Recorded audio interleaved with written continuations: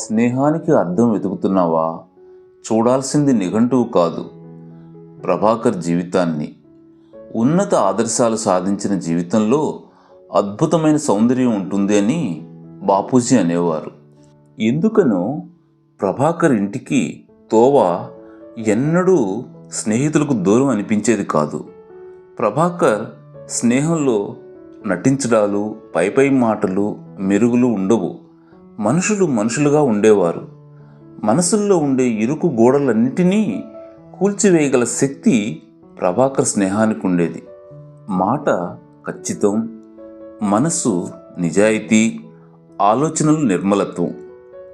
అందువలనే ఏమో ప్రభాకర్ చెలిమిని వడకడితే వచ్చేవి నమ్మకం, స్వచ్ఛత, మానవ సంబంధాలు.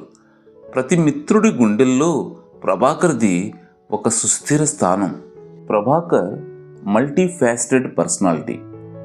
విద్యార్థి నాయకుడు, లైబ్రేరియన్, శాలిస్ నెల్లూరు చాప్టర్ బాధ్యుడు, నెల్లూరు రెడ్ క్రాస్ సొసైటీ బాధ్యుడు, సమాజ సేవకుడు, ఎన్సిసి సబ్ లెఫ్టినెంట్, షటిల్ ఆటగాడు, రక్తదాత, ఈతగాడు. ఏ పని చేసినా దానిలో పూర్తి స్థాయి పరిపూర్ణత, తనదైన ముద్ర, ఒక జాబ్ సాటిస్ఫాక్షన్ ఉంటుంది.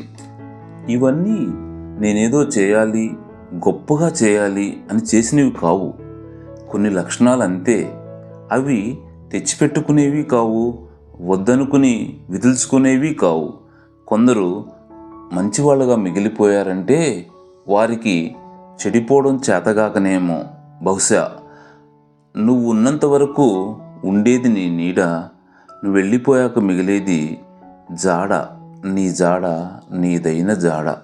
దినచర్యగా వచ్చే స్నేహితుడి ఫోన్ కాల్స్ ఇంతటితో ఆగిపోతాయన్న నిజం నమ్మవలసి రావడం ఎంత దుర్లభం.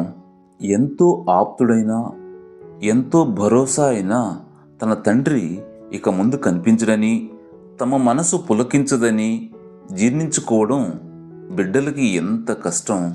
పరాక్రమవంతుడైన తన భర్త అడుగుజాడల్లోనే జీవితాంతం నిశ్చింతగా సాగిపోవచ్చని ఆశపడిన ఇల్లాలు.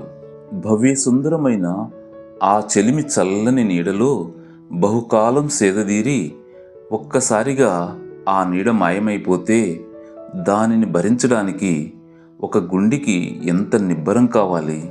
ప్రేమతో, స్నేహంతో, సేవతో ప్రభాకర్ వర్ధిల్లాడు. వైద్య శక్తికి మించిపోయిన వ్యాధి తీవ్రతతో అప్పుడప్పుడు ఆపస్మారక స్థితిలోకి పోతున్న పరిస్థితులలో కూడా కోవూరు డిగ్రీ కళాశాల గ్రంథాలయానికి తను చేయవలసిన పనులు పూర్తి చేసి తాళపు చెవులు మీ వద్ద నుంచండి అని చెప్పాడు.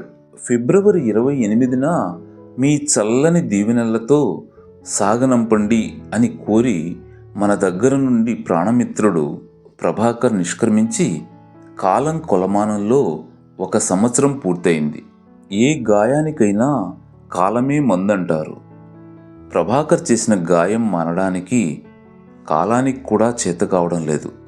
ఇంకా ఆ జ్ఞాపకాలు కళ్ళల్లో తడిగా, గుండెల్లో సజీవంగా ఉన్నాయి.